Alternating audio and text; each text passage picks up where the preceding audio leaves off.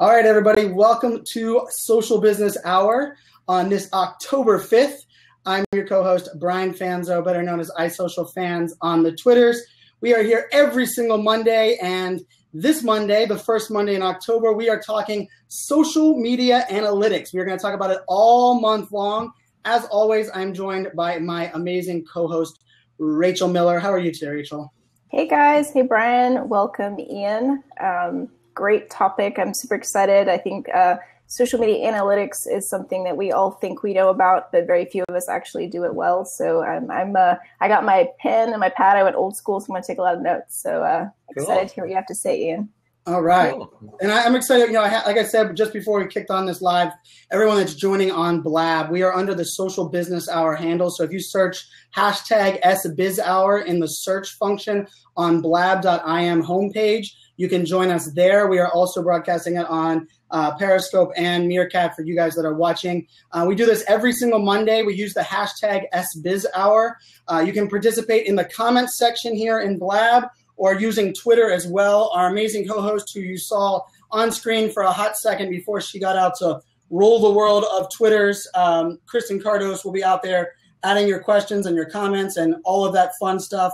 I'm getting my second screen up with TweetDeck so that I can monitor what's going on. But really, you know, we started this off as a Twitter chat. It went to a Twitter chat and a Google Hangout. It's now morphed into a Twitter chat and a Blab almost 2 years later.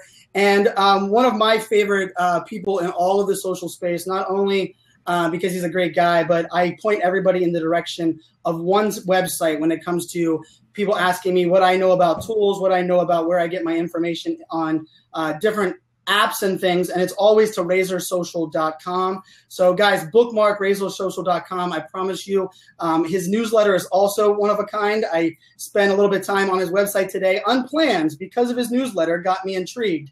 But our guest today is our friend Ian Cleary, coming from us from the future. It's 9 p.m. where you're at, Ian. But Ian, welcome to the show, and introduce yourself to our audience. I'm sure most everybody knows who you are, but I would love for you to introduce yourself. Well, thank you very much, Brian, for such a lovely introduction. Yeah, we're in the future here in Ireland. We're always ahead of things, sort of, sometimes.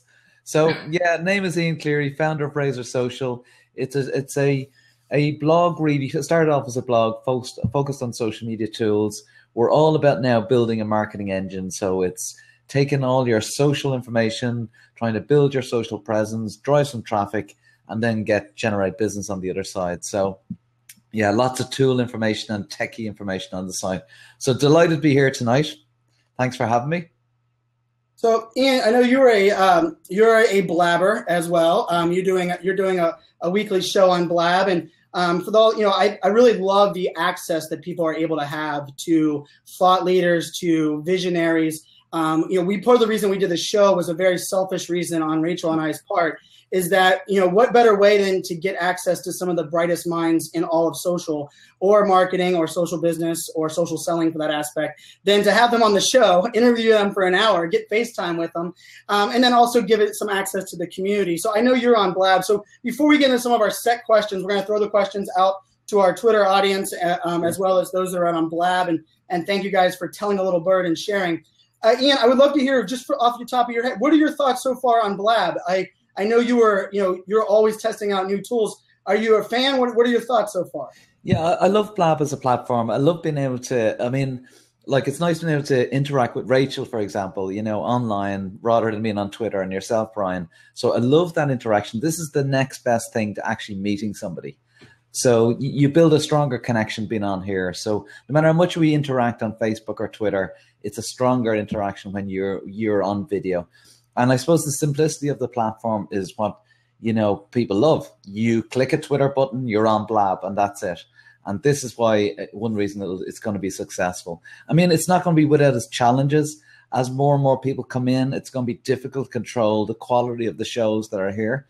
But the shows that are produced well are going to do really well. I think there's huge potential.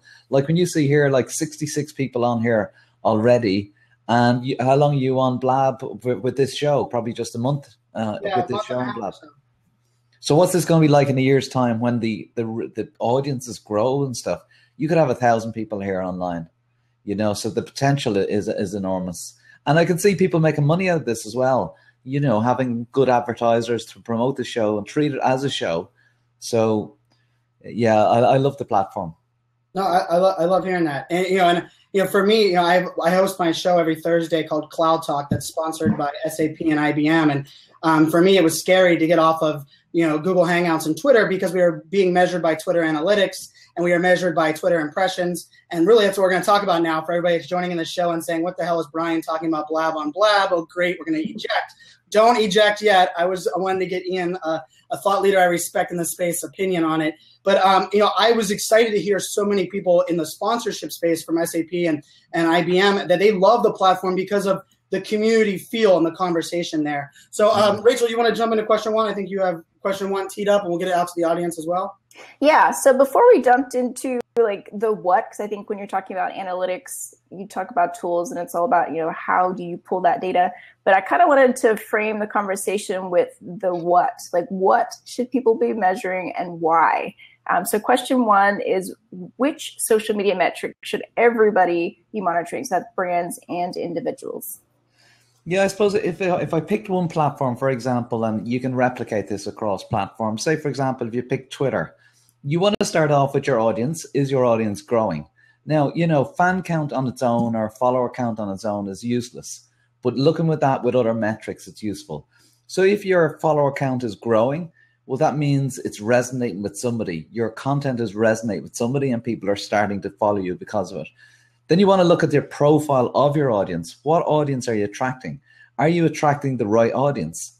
So you could have a following that's growing rapidly, but you're attracting the wrong audience that's not relevant to your business. So what's the profile of that audience? So then if you go, the profile of the audience is good and your following is great, it's growing, that's a great sign. Then you start looking at engagement. Are people actually engaging in your content? Are they retweeting your content? Are they sharing it to your followers? Are they favoriting it? Are they showing that they're interested in it? So, a retweet is powerful because that's exposing you to a new audience. So you'll want to look at that engagement stats. The next stage after that, you'll want to look at, well, am I driving traffic to my website? Because at the moment, still on the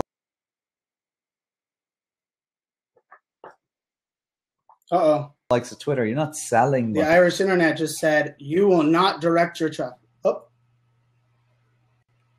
we lost you there, Ian. Oh, you lost me? Are you back? Am I back? You're back now. Okay. Where'd you lose me? You said, driving traffic to your website. Oh, yeah. Okay. So the next day, so you start off, you go, yes, my following is growing. I have a relevant audience. They're engaging with my content. That's great.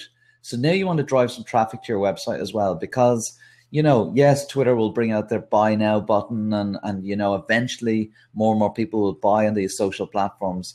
But at the moment, you need to get people to your website. So you get people to your website now, and it may be, for example, a blog post or maybe an offer or something. Then you want to see, well, what action they took when they arrived. And what is the difference in action between Twitter and Facebook and any of their channels? So they arrived from Twitter, how long did they spend on the page? What did they do? Did they, sign up to a lead gen guide that you had? So they probably, if they're coming from a tweet, they're probably not going to buy a product immediately, but they may go, okay, well, there's an interest in, lead gen guide. I'm going to sign up for that and I'm going to download it. So on Google Analytics, you may have goals set up on Google Analytics. And one of the goals could be sign up as an email subscriber. Now what you can start measuring is what channel did somebody come from and who signed up as an email subscriber. And now you can measure across different channels. So you can say, well, Facebook is working better for me than Twitter, or Twitter's working better for another platform. So you'll want to check all that. So that's going to give you a full, from the starting point right to actually, conversion at the end. You want to follow it all the way through. That all makes sense? Oh, yeah. I love that. And I can tell you, speaking from experience, I was one that I dove onto social, and I absolutely love the power of social and getting all the clicks and retweets. But I wasn't great at on my own media, right? On the earned media, the stuff that I could control, the stuff that, if Twitter went away. And it was something that I neglected. I neglected email marketing, and I neglected the idea that I needed to have someone go back. And I said, that's not true. I'm growing my following. It's all a targeted audience. But, now looking back, I feel like I missed a year and a half's worth of valuable real estate by not giving someone not only a home, but giving someone a continual place that I can control. Because although as much as I love Twitter, and sadly I was not, announced as a new CEO, as much as I was dearingly trying to become the next CEO. You were up there. Yeah, I was up there. Yeah, I was up there in my own mind, and the three people, mainly my mom and a couple other people that wanted to share that. Yeah, and Rachel, of course. Yeah, Rachel, number one fan. No, but I love that. So I love that you said, chart your ideal audience, because I think especially now, growing a following is not as easy as it once was back when, Twitter started, or even back when any of these channels started, back when Facebook pages had great organic reach with no effort. Growing your fan page likes, I think were something that was super easy, but I wouldn't say that it was ever easy to get targeted audience. It was always ready to get spray and fire and grow all these people that you really didn't really target. So I love that you said that. I'm curious from your perspective, when you look at, let's talk Twitter for the first time, when you're talking Twitter tools with someone and they ask you that question about measuring those analytics, is there a tool that you always jump in? I'm giving a little love for, I have some Post Planner. Post Planner swag on. But I'm curious what tool you might throw people's way immediately when they're asking that question. Yeah, well, the first starting point is go to analytics.twitter.com. I think, they provide really good free analytics. So let's start off with that. That's going to tell you all about the engagement. It's going to show you the growth. It's going to show you a breakdown of the followers. And it's going to say, sorry, I'm getting distracted by somebody drinking out of a Blab cup here on the right.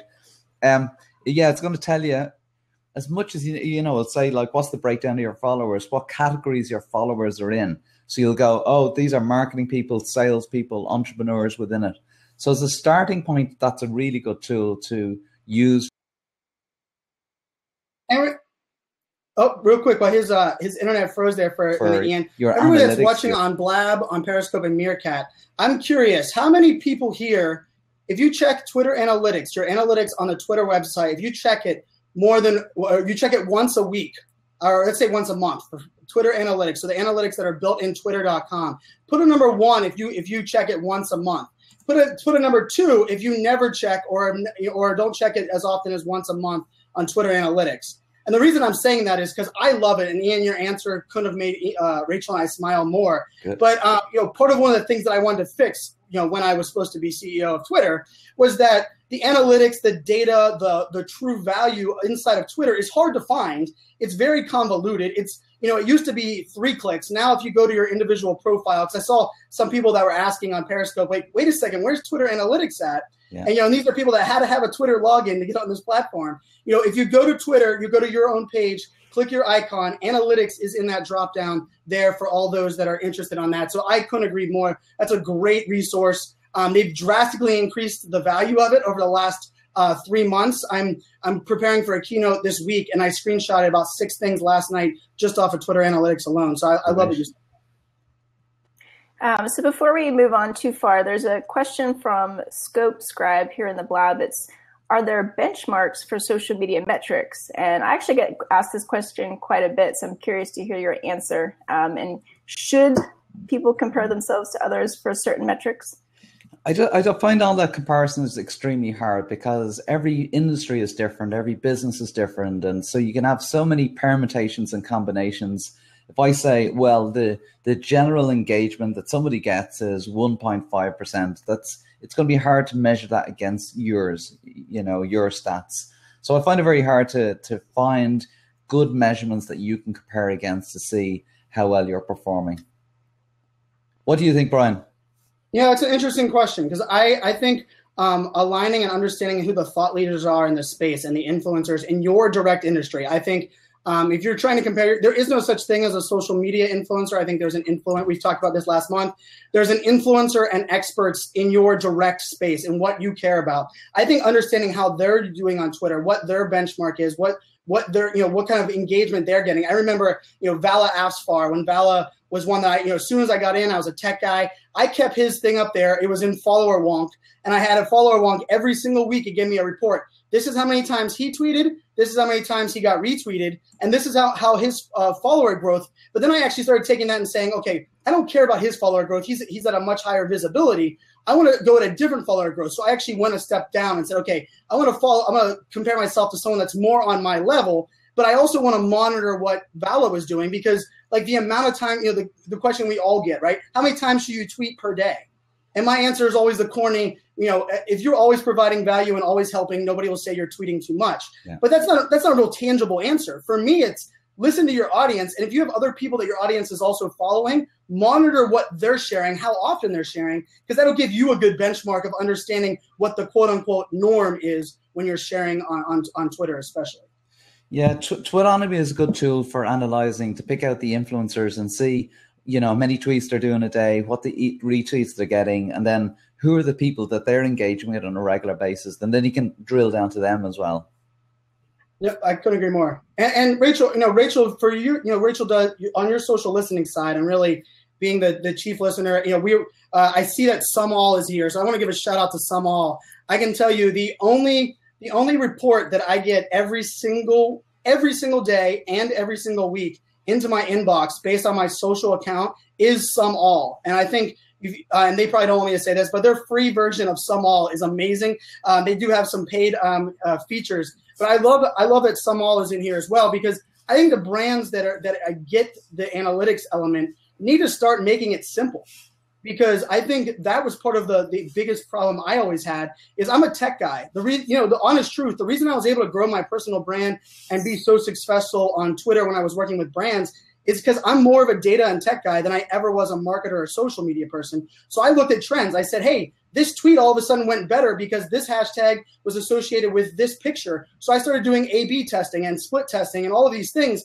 And people were like, wait a second, where are you doing all that? And for me, it was about analytics. And it was much less about follower growth and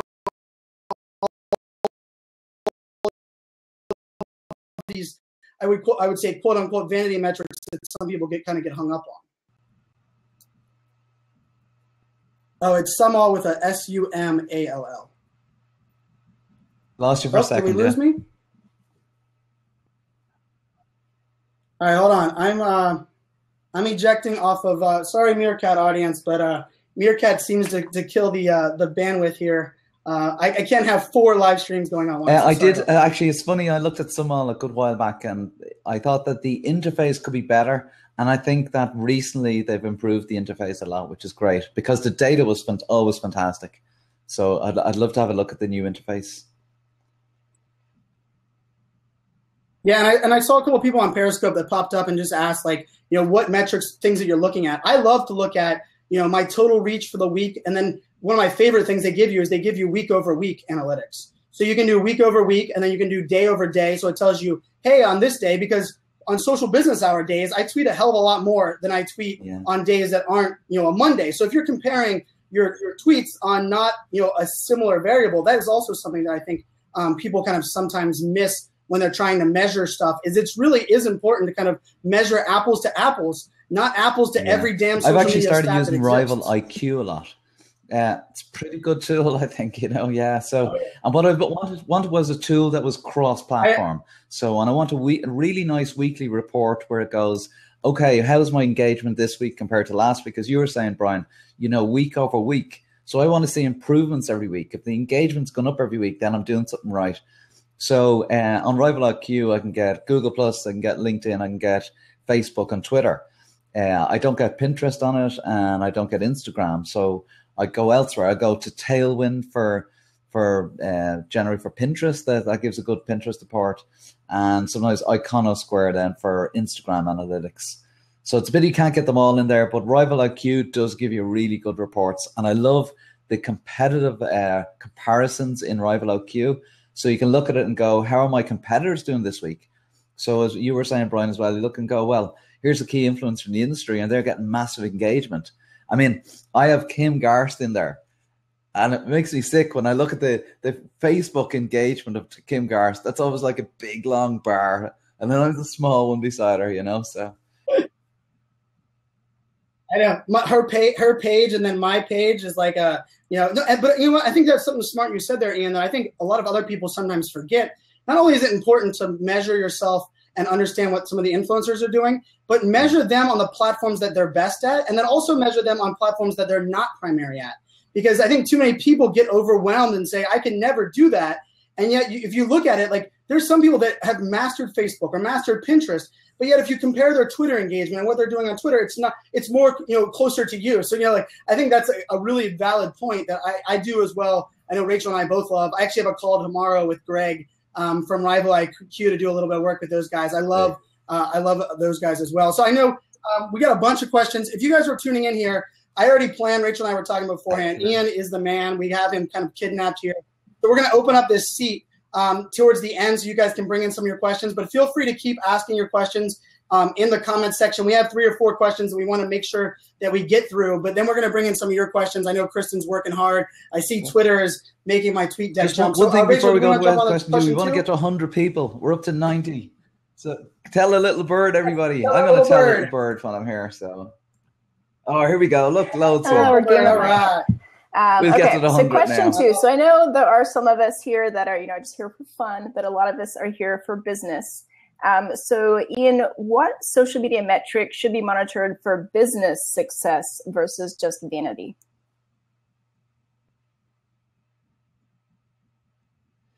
Well, the business success, I mean, social media, as we know, has, a huge amount of benefits, like for building business relationships and partnerships and everything, which, a lot of that is not measurable. It's not directly measurable, in terms of your Twitter or Facebook activity or anything. But what I look is getting people back to the website, and then it's the metrics on the website. So you have all that interaction going on Twitter and Facebook and Google Plus and everything. And then every so often you're sharing some of your content, or you're sharing a webinar you're doing or something. You're driving people back to your website. And that's where you're looking at, you have your goals set up and you're measuring your goals. And then you're looking at what goals were achieved across each social network. So you go, well, Facebook, my conversion rate on Facebook to newsletter subscribers is 3%. My conversion rate for somebody buying a product is 1%. So they're the sort of real stats you're looking at from, if you want all the measurable stuff, that's measurable. So you could be on these platforms and yes, you build relationships and then you end up in a call with somebody and then you end up partnering and you do business. It's very difficult to go, was that because of a tweet I sent? That was because you were interacting, you were providing value, you were interacting across multiple platforms. They've probably seen you on Twitter. They've probably seen you and looked on your profile on LinkedIn. They probably came to your website, and a collection of all that results in them picking up the phone and ringing you. And nobody can pinpoint exactly what happened. You're being social and providing value. But the bits you can look at is, have you set up goals on your website? Are you tracking all this? Do you know what is your conversion rate for people coming from Facebook, Twitter, or LinkedIn? What's the difference in conversion rates? Or what is it? What are your goals and what do you want to achieve? So I'm an avid reader of your website, and you always refer back to Google Analytics as kind of the holy grail. So is that the go-to that everybody, because I feel like most people don't have a firm grasp on any of the capabilities really of Google Analytics. I think we look at it and we see kind of like the site, it's going up, we're cool, but no one takes the time to do the UTM codes or really get down and dirty. So is that what you always recommend for people to use, or are there other tools that could be just as useful? Yeah, I mean, the thing about Google Analytics is it's free and there's so much functionality in there. So the problem is not really with the tool, it's the problem people not spending enough time figuring out what's important for them on that specific tool. I mean, if you want to go to the next level and you have, for example, an e-commerce platform and you want to look at like the funnels and you want to look at all the different sales channels and everything, you might go to Kissmetrics. Something like that will give you really good data, but it's going to be more complicated and it's an expensive tool. You're going to be spending at least a few $100s a month on the tool. Probably more like $5. Am I back? Oh, I think we have the Irish internet caught you again. No, you're back. No, yeah, I think we got right at the end there. And I think it's a great point. I also, I think you had a bunch of great points in there where we're talking really about, for me, and this is something I'd be interested just to hear from your standpoint. I hear lots of people talking about, click-through, email rate. I'm new to the email newsletter game for myself personally. I've played it with my company and brands, but I've never had one myself. And that's an interesting stat to compare. But I also thought it was really interesting when you were talking really about I think new metrics and understanding, I love Buffer. Buffer is a tool that I use all the time. And the analytics they give you on the Buffer platform is pretty impressive because they give you all of that click through. They're short linking it for you. So they're giving you all of that data that sometimes, is overlooked. Because when I look at a most popular tweet, sometimes it's not my most popular retweeted or favorited tweet. It's the one that's clicked the most. And I think that's a stat that if you're just looking at the typical metrics or maybe even the basic version of other tools, that's not a tool you usually or not a stat you always get to see when talking about clicks. Yeah, I mean, Rachel mentioned UTM tracking that codes. Click and then take a click further and see where they click on your site or how long they were there, right? Website link, onto any specific page on your website, and you're sharing it out onto something like Twitter. Well, then when you go into your Google Analytics, if you look at the campaign section, you see what happened with these particular tweets. So for example, we're launching a webinar tomorrow. We're going to create like a dozen different links, and one link will be for Facebook, one link will be for Twitter, one link will be for LinkedIn. And when we're sharing out, we'll find out exactly, what channels are converting for email subscribers, who's signing up. So are we spending all this money on ads on Facebook and it's not getting subscribers to the webinar? Are we sending tweets out and we might get an engagement, we're not getting any signups? So that is, if you go to Google URL Builder on Chrome, there's a little plugin there, and all you do is fill out a form, and then you get a link with all the tagging on it. So it's not actually difficult. It looks complicated, but it's not. But that you can't do that for every single tweet unless you're using a platform that allows you to automatically do it. But if you're setting up a campaign and you want to really track and measure that campaign, then it's going to be important to put them tracking links in.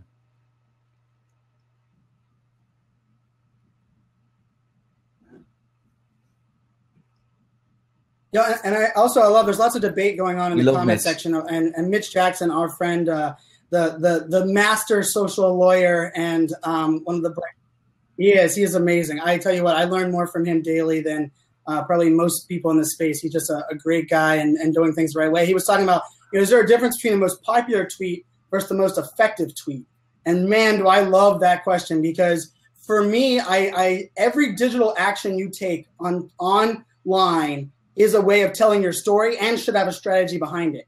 And I saw someone, actually, I think it was Julia Bramble, had said, Brian, I understand that you're looking at the click metrics, but not all tweets are meant to be that success is by getting a click. And I couldn't agree more. But I do think you have to understand what that strategy is and measure based on the strategy that you have for that tweet. I have plenty of tweets where my pure goal is visibility, word of mouth, and letting people know on a continual basis. So I don't care about the clicks on that near as much as I do maybe the retweets. And I'll tell you one of my favorite stats, and I would love for a tool to kind of jump in there. So I know Samal's listening. I know a couple of other tools, but I actually value the quote tweet super high compared to just a basic retweet. And I would love to be able to run analytics on, hey, which tweets of mine generate the most quote tweets versus not just the most retweets, because that quote tweet allows them to add additional value. It allows them to put more insights, and I must have spurred, good or bad, something in them to share it, add their own insight, but include my content still, right? And I think that's something that we all want to understand what that value is. So I'm curious, Ian, that question from Mitch, is the difference there between a popular tweet and a successful tweet, I guess, is that metric. What are your thoughts? I think those features are my favorite from Buffer Analytics. I love looking through, and I pay more attention to the tweets with the highest click-through personally versus retweets, but they each are successful in their own right. One obviously has more business value, but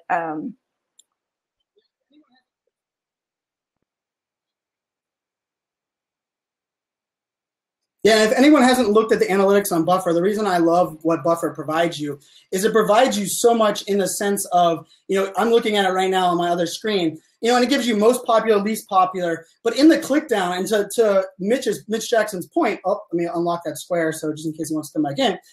To Mitch Jackson's point, when you click most popular, it actually gives you a drop down and says most retweets, most favorites, most replies, most clicks, most reach.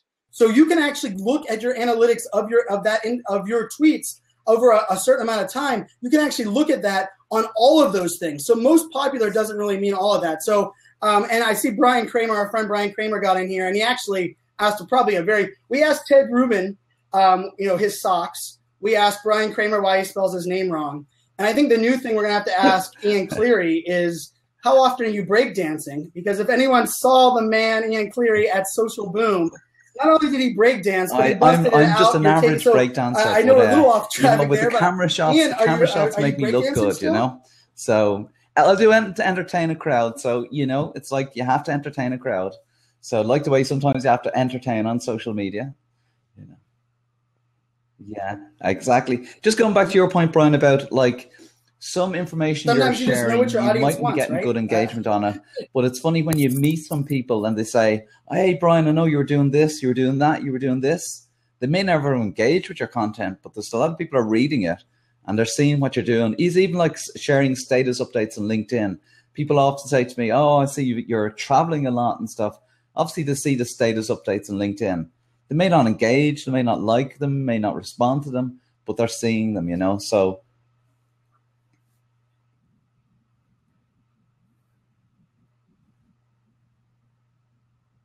let's jump that's a to great the point. third question. And I think that's something that we always underestimate. Rachel, we have more questions coming through. I You know want to jump on Ian the next has one? mentioned several tools that I don't think our community is particularly let's familiar do with, that. but I'm curious to hear the others that he recommends.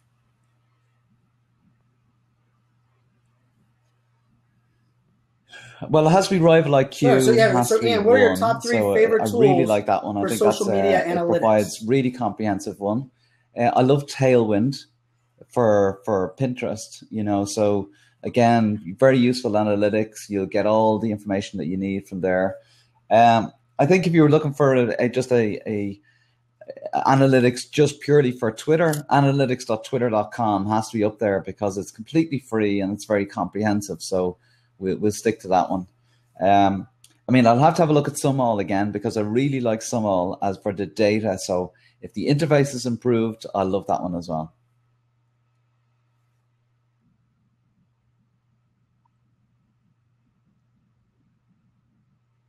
No, I love it, and I'm typing up a tweet now to get that out there because I think that is some awesome information that I know our audience would be really interested in. I would love, you know, our audience that's right now currently on Periscope and Blab. You know, I would love for you, you know, some all just said, "Don't look yet, Ian. Give us a few weeks." I love hearing that, and I love I tell you what, you win me over. People know the story about Blab. The Blab won me over because the first thing that they asked me was, "What do you hate about my tool?" And I love a tool that can say, "Hey, wait a few weeks. Don't check us out again until the near future." So I love that. I would love to hear you guys that are in the chat. What's your go-to tool for analytics? If someone says, prove to me your ROI, if it's your brand, if it's your personal brand, if it's just what you're doing on Twitter, where do you guys go? What's the first one you go? I see Mark Meyer put in there, Managed Flitter. I know, Rachel, you and I both are Managed Flitter users as well. I've been paying for Managed Flitter for a long while, big fan of their tool. For me, analytics is really interesting with that management side. There's Buffer, TweetReach. So there's some really good ones. I've forgotten about it, but it's pretty cool. More for, I guess, community analytics, I guess you could say, versus just general social, but oldie but a goodie. I see Social Bro coming up there as well. That's a really good tool as well.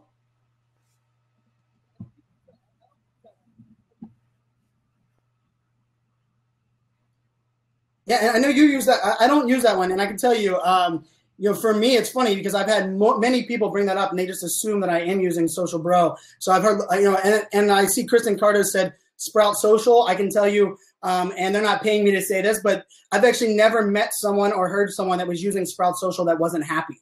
And to me, that is, you know, especially with where I'm kind of living, so many people are openly willing to complain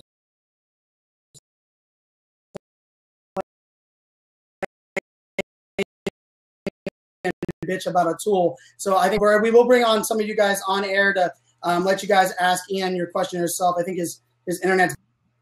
Oh, that was my internet. Oh, are we back? I think so. I was wondering, was that mine or yours? Oh, can't hear, we can't hear you, Rachel. Many feels. Maybe it's Blab.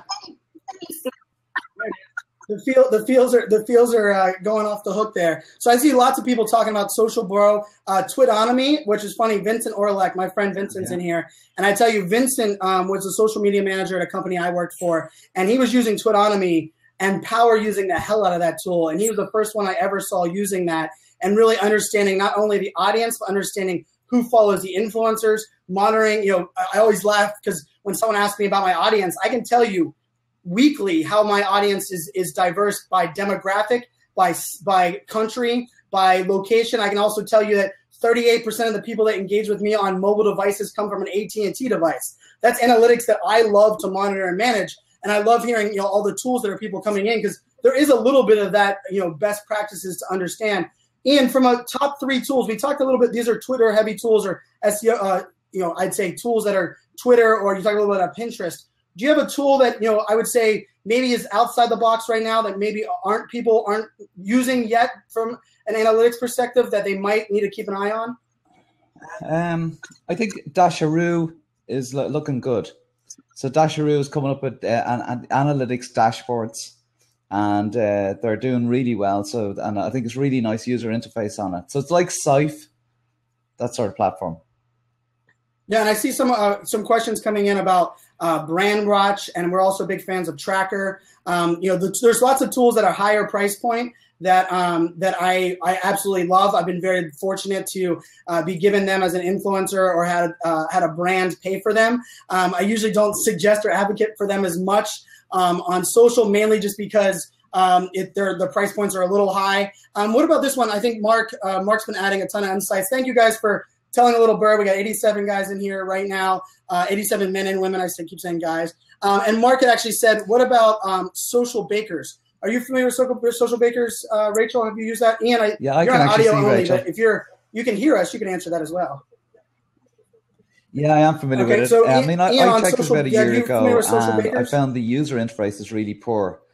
Now, the founder's been onto me there a couple of weeks ago, saying they've completely changed the user interface, and it's an awful lot better.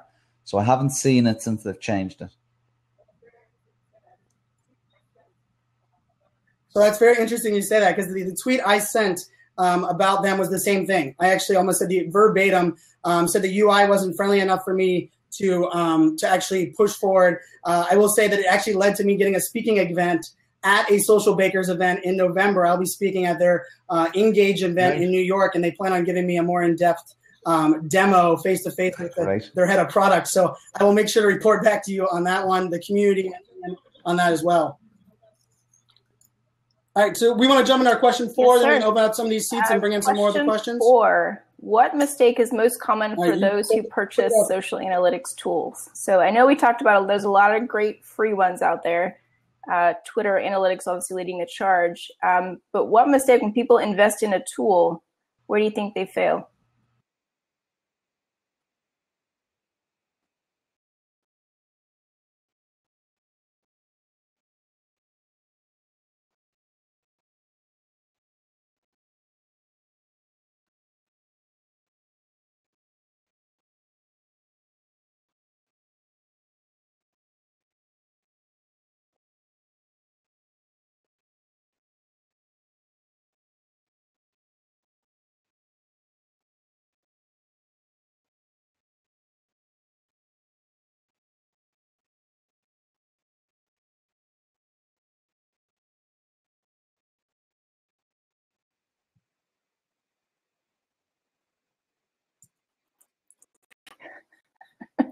Or not taking the time to learn. I think that's my pet peeve.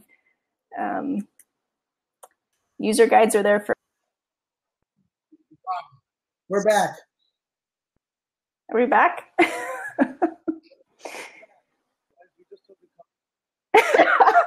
Yes, I love the only part of that answer that I heard before mine froze was they're not using them. And I was like, that's the easiest, quickest answer I've ever heard to that question. So,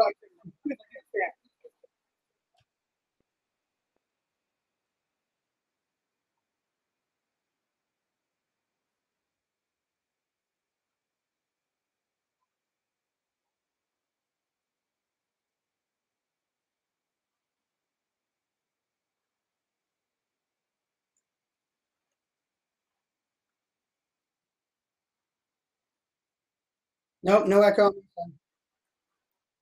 Yeah, Ian, I think it's an interesting one. What my answer to that would be not only beyond underutilization, but not going back in to check what other features or things have been added to a tool. I think too often we buy a tool, we get comfortable using it, and we forget that we bought it. We're using 1/52nd of all of its features, and there might be other features or things buried in there. And I actually blame the tool companies. I think the tool companies are way too often focused on new customers with the new features rather than going into these existing customers and, hey, how can I get my existing customers to use this tab better? And I'm not one that says I don't like Salesforce because I don't want one tool to do everything and rule the world. But there's plenty of tools that you're buying, you're spending a lot of money on, and maybe you found your favorite feature in there. But I think it's also good to go to their website sometimes and be like, what are they marketing to people? And be like, oh, wait, they have an email report that can be mailed to you every single week. I didn't know that even existed. I think that's a huge mistake because then they end up buying a second tool that to do something that the first two already had. They just didn't go do their own research on what they've already bought.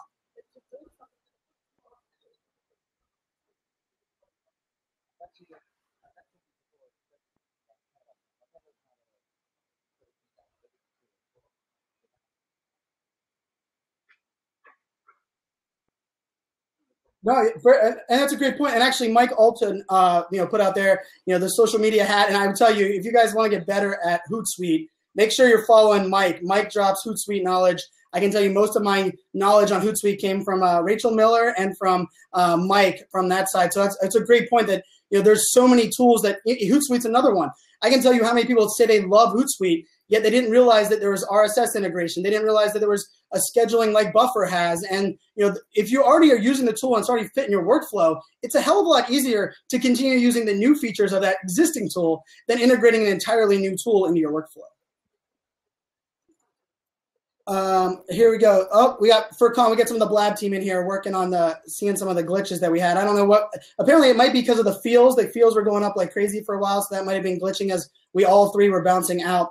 And I would love to hear the audience. I'm gonna open up that open seat right now.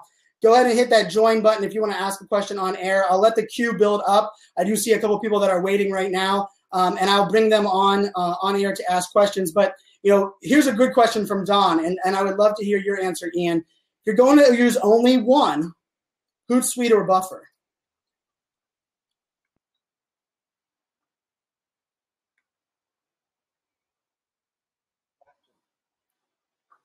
That's a clear answer in my. I know. So, Rachel, what's your answer to that one?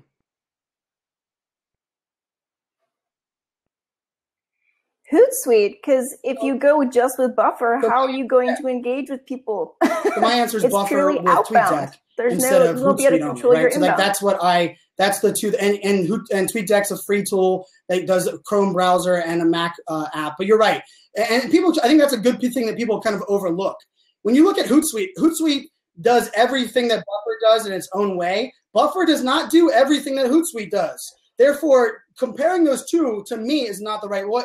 I use Hootsuite specifically for social listening, and I have my tabs, and I go in for that side. But the management side and a lot of the things that exist in Hootsuite, the RSS integration, on Buffer you're limited to 10, where on Hootsuite you're not. Hootsuite has the university built-in reporting that can be actually uploaded in the PDFs and PowerPoint. Buffer doesn't have that as well. So that's one that I actually thought was actually pretty interesting. But I can tell you, Buffer changed my social engagement completely. It changed my world. I rock it on the back of my stuff often because it completely changed how I use Hootsuite. To me, to your point, Ian, you love it. Everyone's using it. I love their community. I love their team and their company way more than I even love their tool. But it's also a bit overwhelming. And I think if I had my magic wish for fixing Twitter, the reason Twitter is so hard for new users is the basic Twitter UI sucks. And people are stuck using you're either using a TweetDeck or you're using a Tweetbot or you're using a Hootsuite to manage and filter the noise, because try monitoring a hashtag on twitter.com. What a nightmare, right? I mean, what a joke. But that's. Although Twitter mobile, I think is a great experience. I much prefer using Twitter on my phone. Isn't that the first sign of a company that doesn't get it? When their mobile platform is better than their desktop and they start on the desktop. They need to. I agree though, Rachel. I used to pay for Tweetbot on my iPhone and use that only. But when Twitter bought TweetDeck and integrated some of those features in there, it's much better on the phone. I know Ted Rubin uses Hootsuite on the phone. He loves Hootsuite on the phone. I'm not one that – I don't even have the Hootsuite app downloaded on my phone. SpiderCube is one that I see Kristen Carlos is talking about. I love SpiderCube. A tool that we didn't mention that is actually probably my favorite of all of them is BuzzSumo.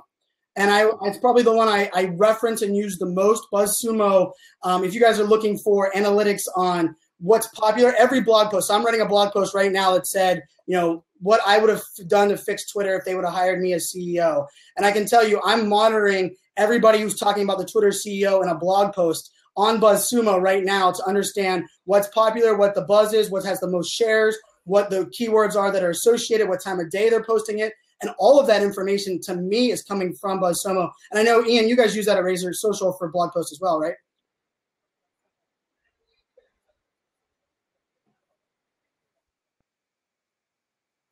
I just had someone send me they just sent me a DM about that on Twitter, asking me about that. So I hadn't gone in there yet. R Factor is one that Brian McFarland is recommending. I know R Factor has Julio is one of the guys, a previous guest of our show, is one of their best social selling minds out there. And the fact that he works for that tool makes me want to integrate them out the box. So there's also Sales Prodigy, which its name doesn't give it due credit because it's excellent for social listening and for monitoring mentions, like long tail mentions, much like BuzzSumo. So no, that's one that they did a great job of reaching out and engaging. So we're going to open this up. We're going to open up the floor to get some questions in here. I know I see some questions flying in. Kristen Cardos, if there's any that jump out that you want us to jump out, I would love to hear you guys do that. And I see my friend Jody's out there. She got a Post Planner shirt. I tell you, I wasn't very familiar with Post Planner until I found how great they were at engaging and how amazing Rebecca Radice and Aaron and Scott and all their team was. And I can tell you, sometimes for me, the reason I love a tool sometimes doesn't have to do with the tool as much as the team I know that's supporting it, that knows their stuff, that's going to help me out along the way. And I can tell you, I jumped into Love Post Planner now. I've been using it a little bit more and more each day over the last couple weeks. And it's mainly because their team did such a great job engaging that I went back and said, hey, I'm going to do it. And I'm sure it's the same way for you, Ian, on the Someall. I mean, Someall jumped in Blab to participate in a conversation that meant something to their organization. And how many tools are out there? 400 social media analytics tools. I only see one tool in this chat. To me, that makes me to advocate for Someall just for that reason alone, that they're listening and being part of the community. They haven't dropped a sales pitch or a right hook as well. So kudos to the Someall team. So I'm going to bring in a couple people here and we can have them ask a question. Please ask your question and then jump out. We have a lot of people that are asking. So Ian, anything else you got there? Oh. Okay, Lee, you might have a warning across the top that says allow microphone and allow video camera. Try to jump back in there. We'll try to get you back in. Let's see. I see a couple questions here on the small. Do you have something smaller than Hootsuite? Someone was asking.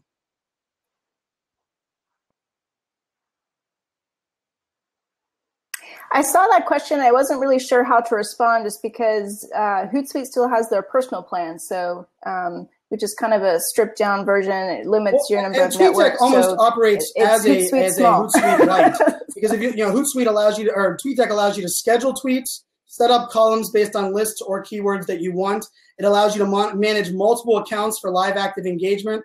It also scales. I can tell you the UFC, one of my favorite brands out there, manages their entire active social engagement, all 100% on the free version of TweetDeck, which is damn impressive if you look at it that way. So, Lee, welcome to SBiz Hour. Hey, guys.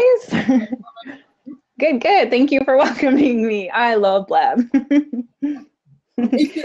We are Blab lovers here for sure. So what say you? Good. My name is Lee Fowler, and my question for you today, I'm a content marketing strategist, and my question is, how many and what reports are you automating? So I know like Google Analytics, you can automate reports, and what ones are you maybe manually checking? Like I'm an old school kind of writer, so every once in a while I like to, write some numbers because what you track grows. But curious about what you guys are, setting up, automating, and then what you're manually tracking.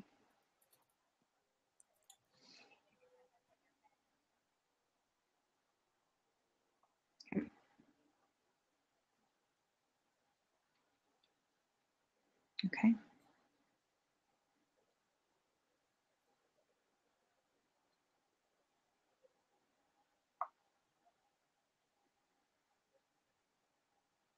Great. Okay. Rachel, do you have any tools or things you would go to answer that question? I'd love to hear your thoughts.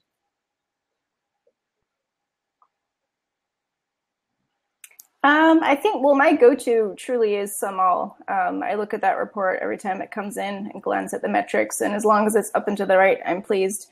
Manually, it would probably be the networks that I'm perusing, I guess, like Instagram. Like, I haven't fully dived into that for business, so I just keep an eye on my follower count and make sure it's going up and not down. Right. But really, just for my core network, same way. I use SumAll daily report and weekly report via email, which I absolutely love. I actually checked mine from the last week this morning. It's one that you can actually read in the browser. I'm a big fan of. It used to be called Twitterland. They're now known as Clear, Klear. They're a great tool. Unfortunately, they switched from giving me all of the things in my email as an email report to a separate download. And as painful and as nitpicky as I might sound, I've defaulted now to SumAll because it gives me it scrolling in my phone whenever I'm doing something. I can say amount of tweets, amount of retweets, amount of reach. And then I'm also, BuzzSumo is adding new features. The trending now aspect of BuzzSumo, you can go in and pick a certain time of the day or a certain region of the United States and say what's trending in that region. And then do something off of that. That's a pretty powerful piece of BuzzSumo that I absolutely love. Great. No, I appreciate that.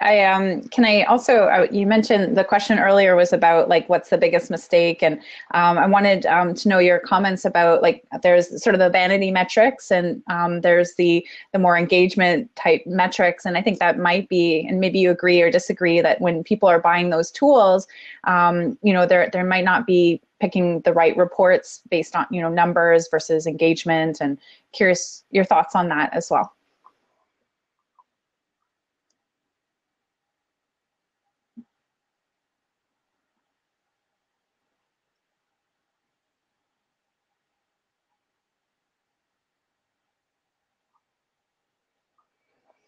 Yeah.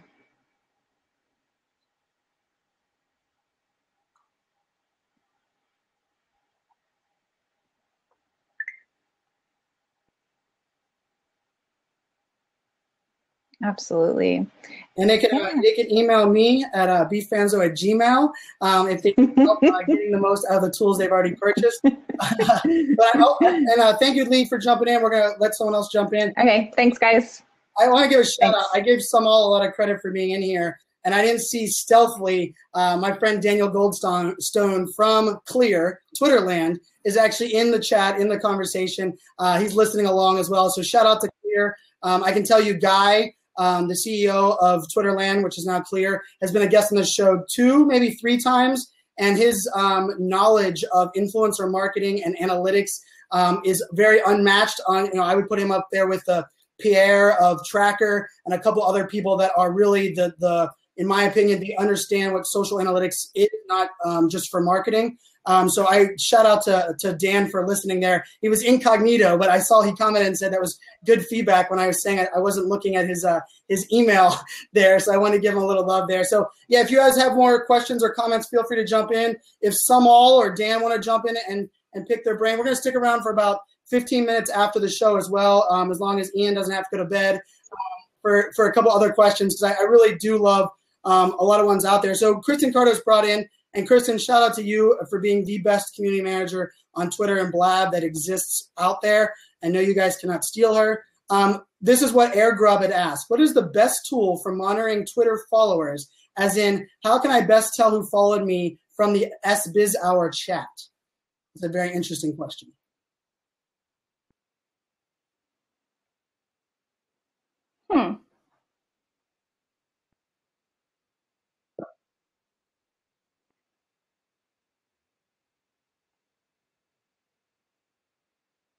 Yeah, and I actually do that based on events a lot of times. Like when I was keynoting at Periscope Summit, I ran an event event monitoring of my followers and said, during this time, how many people followed me while they were watching me on Periscope? Because that probably meant the first time they'd ever seen me.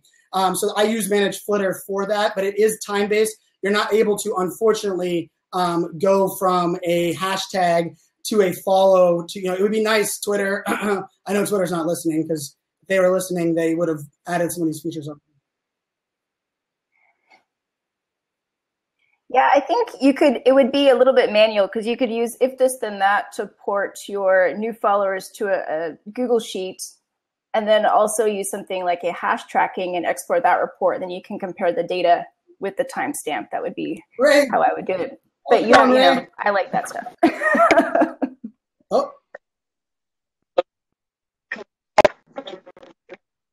Ray, you got a kid with a deep scratch. Woo, woo, woo. If you put your comment. So I have a question, because I love knowing share of voice for brands. So is there a tool that does that effectively? Because I feel that as well is a little bit manual at this point.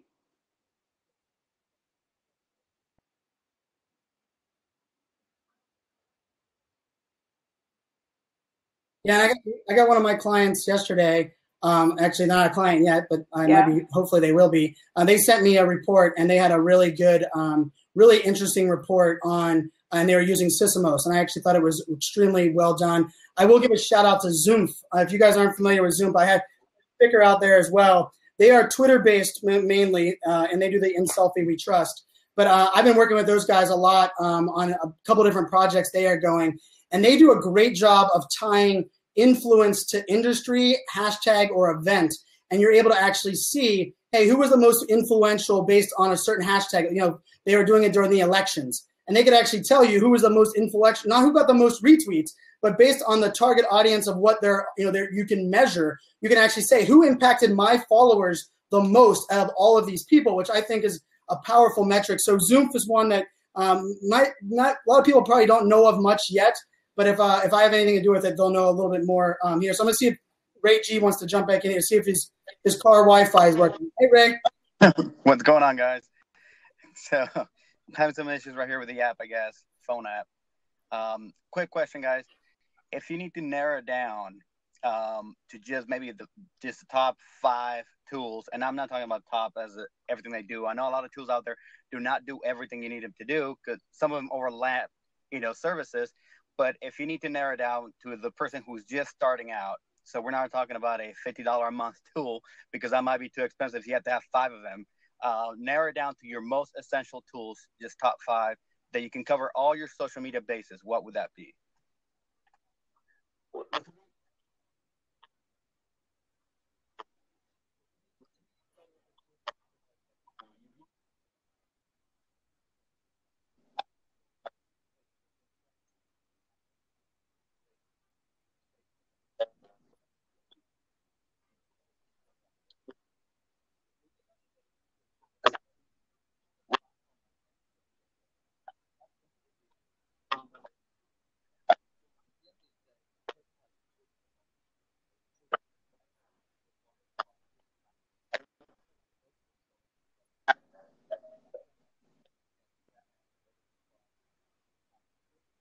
Yeah, and I would say I love platform specific analytics too. So I like a platform that is really focused on giving me Twitter data. I like one that goes beyond all of them, right? So I love Google Analytics. I love to be able to see things. BuzzSumo gives me blog information as well as shares. But I also, if I'm really focused on Twitter, like I'm doing an event and I want to help amplify that event, I don't want a tool that's great at doing Facebook and LinkedIn as well. I want to focus on a tool that has mastered the Twitter audience, and I think that's one. I think that's kind of a niche play that not everyone wants to say that they're just Twitter. The tool always wants to bump up and add all these other icons to their screen. But for me, I like to kind of default it to that. I will say that Buffer also does great because they tag each link. I can see if I share everything out of Buffer, I can see all of my analytics for Facebook, all of my analytics for LinkedIn, all of my analytics for my Google Plus page, all my analytics for all of my Twitter accounts, all in the side of the Buffer platform without having to leave. That's a pretty powerful, and I saw some people were saying Sprout Social as well, Ray. Awesome. Thanks, cool. Ray. Thanks, and Ray's working on a new project right now, guys, on something around live streaming. So we're going to have you back on the show. I would love to talk to you more about your teleporter.me that you got working on. So keep up the good stuff, and thanks for reaching out, Ray. Ian, I'm curious from your standpoint, when people are looking at tools, and they're asking you questions, I'm curious, are people coming at it usually from a time perspective or a price perspective when they're asking you for the tool?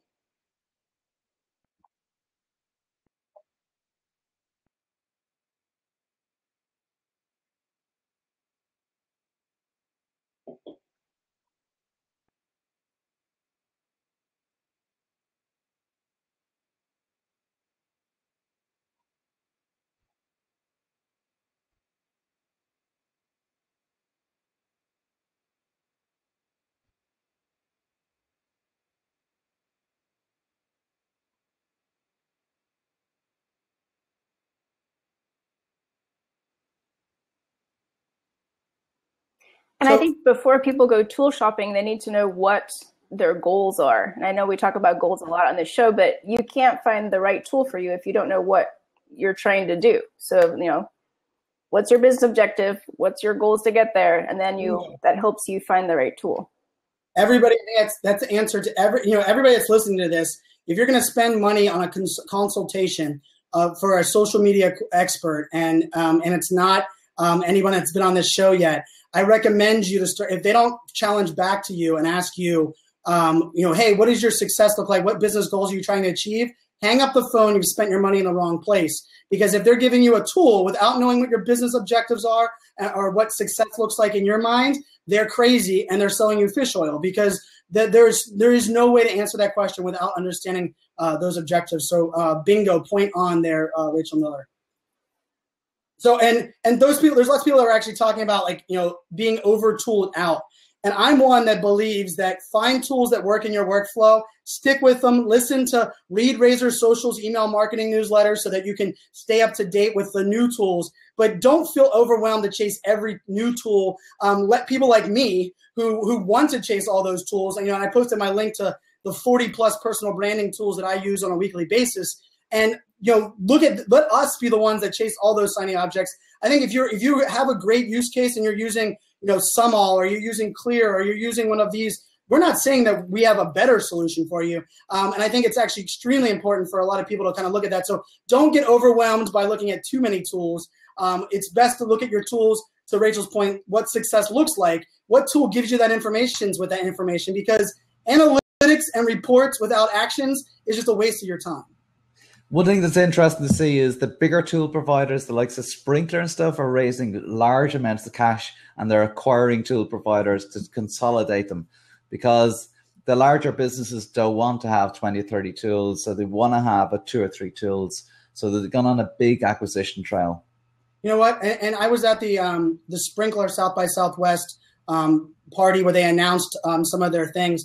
And my first comment to the CEO of Sprinklr, because it's a super nice guy, was I simply said that I don't like a tool that wants to do everything. And I even hate tools more that buy other companies and Band-Aid them rather than actually integrating them as part of their solution. So, I think my precaution to all the tool people out there is that if you're buying another tool, don't make me go to a second UI to use the new tool that's part of your suite, because it's no longer a part of your suite. I just get to bill one person. If it's part of your suite, it must be part of your solution, part of your framework. I'd rather you rip the tool back down to its roots and integrate it into your platform and UI than doing it the other way around, because I think that's far too often. And I think, Emil, you were going to jump in, but I don't think if you look across the top, there's probably a pop-up that says activate your camera, and you can jump in. Okay, so sorry, I'm still new to Blab. Can you hear me? We can hear you, though. Sorry. So I don't want to touch anything and mess up everything. So I just have a quick question for you guys, and thanks for letting me join here. So we were talking about analytics a lot. So and in the comment section, we were all talking about the fact that it's great to have tools. We have so much data, but I want to really have your you share your tips and strategies of how to analyze this data, extract meaningful insights, and use it, to take actions with this data. Because it's nice to have data, but if we don't use it, we don't know how to, turn it into actions, this data is useless. It's not really worth it at all. So can I please have your thoughts and your insight about how to do that? Thank you. Great question. Thank you so much, Emil. So from my point of view, I suppose it's like, yeah, you want to action the stuff. So if you're going, right, I'm analyzing engagement, what do you do? You know, well, you're going to go back and look at your content. Is your content, go back to your audience and your content. Do you have the right audience? Do you have the right content? If not, I'm going to start adjusting my content to see if I can get better engagement. Then I'm going to analyze and see, well, what is getting me best engagement for all the content so far? And actually, BuzzSumo is working on some of this functionality, which allows to analyze historically what is getting best engagement. And then start doing more of what's working. So if you're monitoring on a weekly basis and then implementing changes for that, that's going to help. So look at the stats that we mentioned, like the audience and the engagement and then the traffic to the website. And then actions are, you know, change the content, deliver more content that's getting more engagement, that's getting more traffic to your website, for example. Deliver more of the content that's actually achieving your goals when they come back to analytics. You know, change your blog content so that maybe you're getting people to your content, but they're not taking action. So then maybe you have to change your blog content to get that action. Then which blog posts are actually achieving the highest rate of conversion? So I think there's plenty you can do with the analytics, but it's a really valid point that it's no point just looking at this stuff. You have to go on a weekly basis. What are you actually going to do to improve it? Yeah, I think that's awesome, Ian. And SumAll is in here, and I can tell you SumAll does a great job of allowing you to select platform, and then in each platform, you get to select what pieces are in your report. Here's my best practice for everybody that's listening. Do not click select all, and do not click a report on something that you don't have the envision or strategy of taking action with. Because too often we report on too much data and then we get overwhelmed. And a lot of it, what comes down to is select the stuff that you can take actions on. Oftentimes those actions will lead to you wanting more data. Then you can go back in there and check the 3 other check boxes and add those on. I think if you start smaller, it prevents the big data overwhelmment of actually taking action. I think the only reason actions aren't happening on social media analytics today is we're trying to boil the ocean instead of starting with each wave, and then we'll get there. So I think that's one of the ones. Rachel, I see you're nodding your head as well. No, I agree. I think it's like a broken record. It comes down to goals. Like you need to track what's important to you because not everything will be. So maybe follower count doesn't matter. You're more concerned with engagement, click-throughs, you're driving traffic, you want someone to download something, some kind of commit action.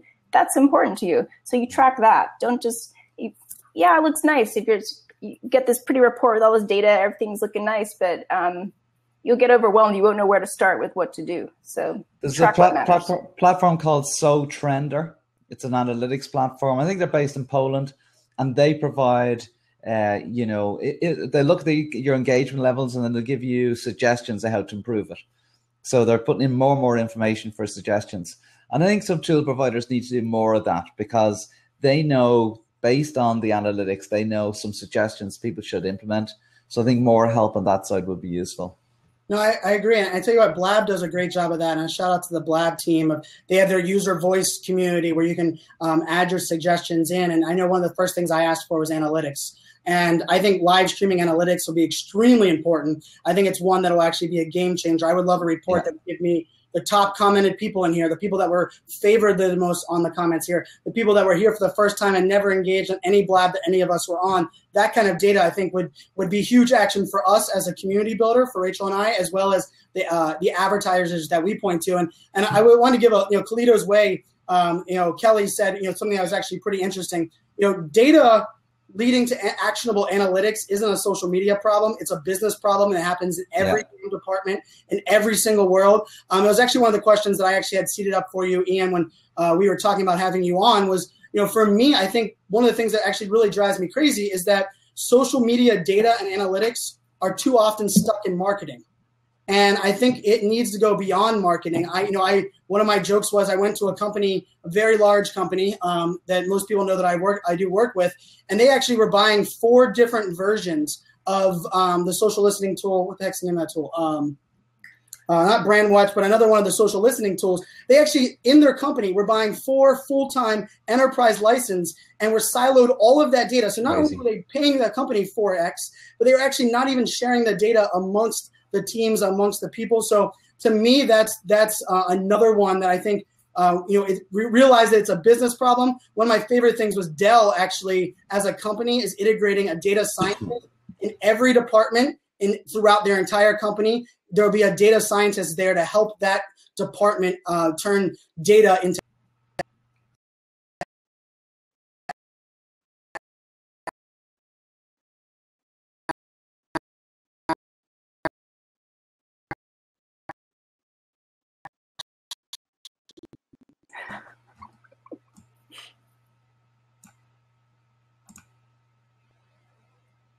Hello.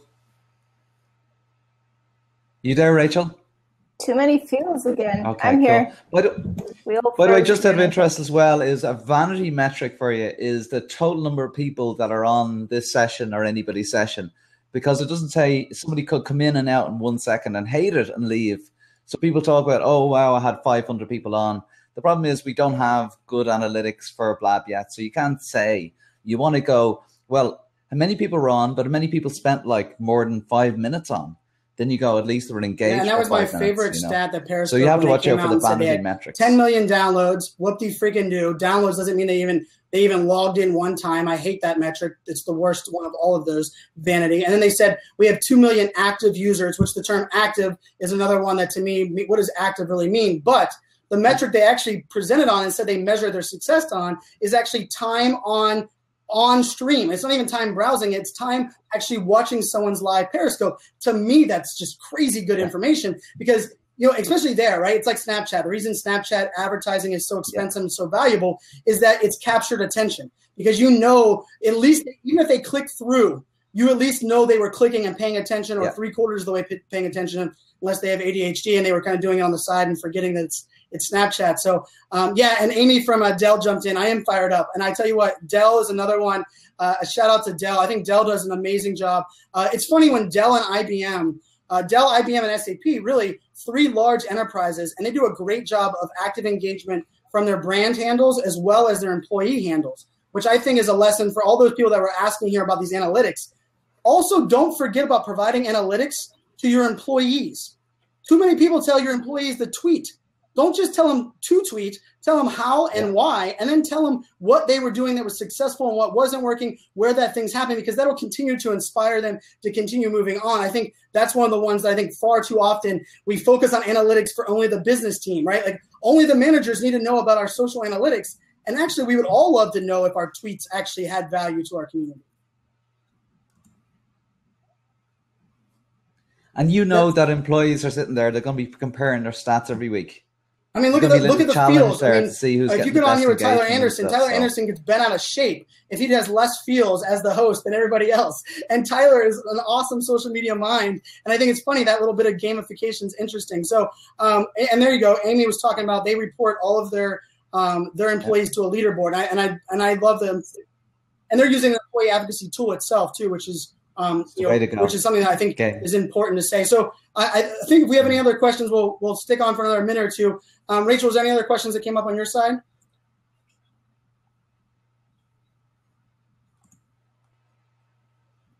No, I think we've covered it. I think I'm just trying to catch up on the stream. There's something I would love to hear people's takeaways. One of the things for us as a community that we're very lucky with Rachel and I, we built this for the community. Neither one of us are monetizing this. Neither one of this has anything really to do with our full-time job. It's really about providing great insights to you guys, the community. So I would love to hear you guys what your best takeaway was on here, what you loved about Ian's information. I would also love to hear if there's people in the analytics space that you would love to see us have on later on this month as well.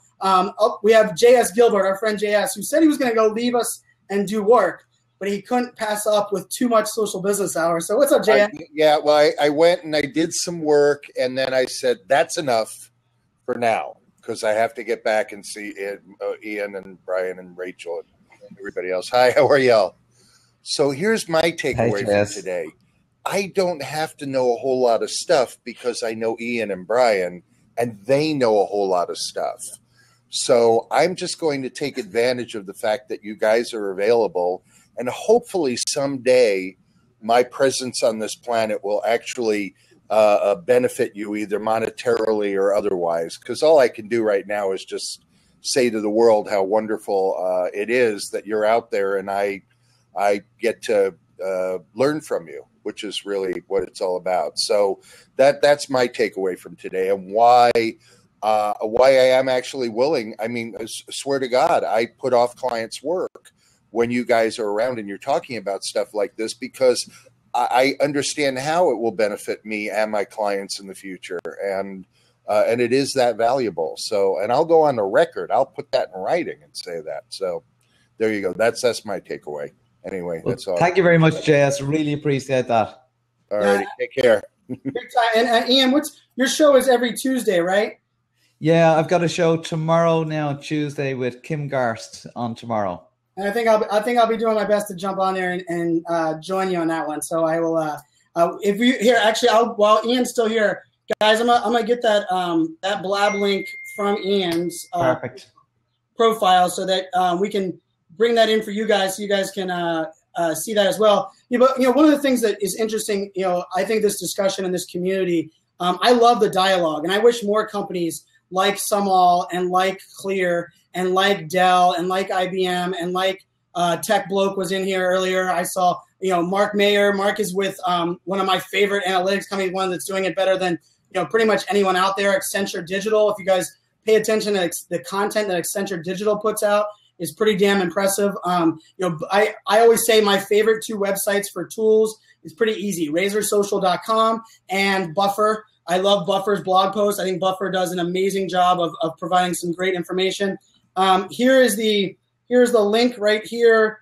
Guys, if you look at that link in the bottom right for Ian's Blab tomorrow with Kim Garst, it's about building your marketing engine on Blab tomorrow morning. 18 hours, 40 minutes, and 50 seconds to be exact from right now.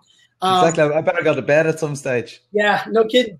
No, and Ian, I want to thank you, and I want to thank you from you have a really good job of not only always engaging, but for me starting out and being a tool guy and a tech guy, I remember reaching out to you early on, and you said, "Hey, Brian, let's get on a Skype." And this was, and I say early on, as in like 2.5 years ago. And we jumped on Skype. You shared your insights, gave me some ideas for career, and even things that you were doing that you said, "Hey, if I can pass you some leads," and you've done amazing. And I can tell you, learning and leading from people like yourself have helped shape me what I'm doing as my career. As I just recently left Broad Suite Media Group, who I was with now for the last 16 months or so, and I'm on my own now. And I can tell you, I was actually thinking about this before the show. I still have my notes from a conversation with you on things that you saw as places that I could provide value, and it meant a lot to me. And in fact, you spend time with the community, that you reached out and engaged with us. We need more people leading like you, my friend, and I truly do appreciate it. Well, thank you very much, Brian. I really appreciate it. I mean, I always love our conversations, and I've been following you as well, watching your growth, which has been amazing. And I love as well the contributions you make to the community. And it's nice when somebody like JS comes in and goes, "Thanks for contributing." That's always nice. Yeah, and I can tell you, if you guys are looking for an email newsletter, sign up for Razor Social, because I've been learning the email newsletter game, and Rachel knows this because Rachel gets to hear my venting. I've always been a bad email newsletter subscriber, because the first time it has no value to me, I hit unsubscribe. So I'm that guy that makes you really upset. Those of you that are email marketers, when you see like, why did he all of a sudden eject? And I can tell you, right now in my VIP inbox, there's 4 email newsletters, and Razor Social is one of them, and it spurred on some conversation today. I know, Rachel, we have some news that we'll be able to share sometime this month, but we are working on something. Rachel and I are as well, with Kristen Cardos and some other people in the community, about having something that we'll be excited to share, not only to continue this conversation, but to build more things around the community. So I love it. Thank you, everybody that's out there. Rachel, any last words from you, my friend?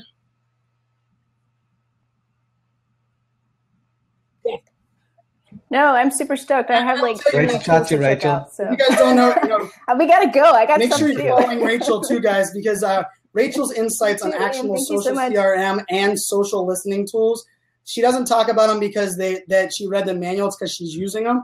So as much as I like to proclaim I'm a tool geek, I often find new tools, not because Rachel's telling me about them, but all of a sudden I'm like, hey, how the hell did you get that analytics? How the hell did you get that report? And she goes, oh, I'm using this new tool. So guys, thanks for that. I saw Scott, you dipped in here from Post Planner. Yes, thanks Post Planner for the swag. Ian and I and Rachel, we're all fans of that. So thank you guys so much for tuning in. Make sure you subscribe. I'm gonna put Ian's Blab down here one more time. subscribe there. Kim Garst is going to be interview with Ian tomorrow. And we will see you guys same time, same channel, next week, next Monday, 4 p.m. Eastern time. Thank you guys so much. Thank you, Ian. Thanks, Brian. Thanks, Rachel. Thanks, everybody.